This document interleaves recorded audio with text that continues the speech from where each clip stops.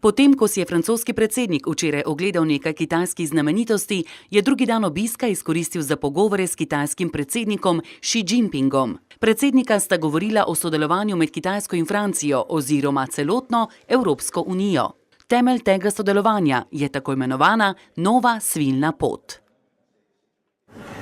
Je crois en effet que ces nouvelles routes de la soie vont permettre des développements économiques, le développement d'infrastructures essentielles, la stabilisation de plusieurs régions du globe de manière utile. A tudi francoski predsednik je ob obisku Kitajske izpostavil problem, na katerega opozarjajo številne razvite države. Zunanje trgovinska menjava po Macronovem mnenju ne sme potekati zgolj v eno smer. La France importe 45 milliards de la Chine, elle n'exporte que 15 milliards. Et donc nous avons des accès au marché qui sont déséquilibrés, qui ne sont pas satisfaisants. Si nous ne regardons pas les choses en responsabilité, la réaction première, naturelle, celle que nous avons trop longtemps eue, c'est de fermer des deux côtés.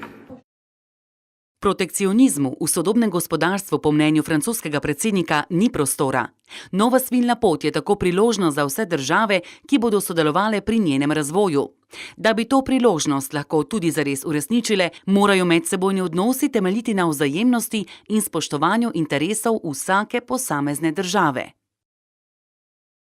Ce doit être des routes de l'intelligence qui, dans chaque pays qu'elles traverseront, devront faire émerger une société civile, des talents, une capacité à innover dans les pays. Elles ne peuvent être des routes d'une nouvelle hégémonie qui viendront en quelque sorte mettre en état de vassalité les pays qu'elles traversent.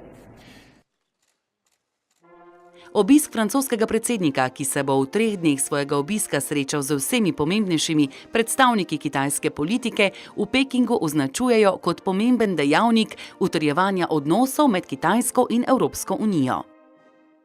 马克龙总统呢，也是2018年访华的首位外国国家元首，也是中共19大后首位访华的欧盟国家元首。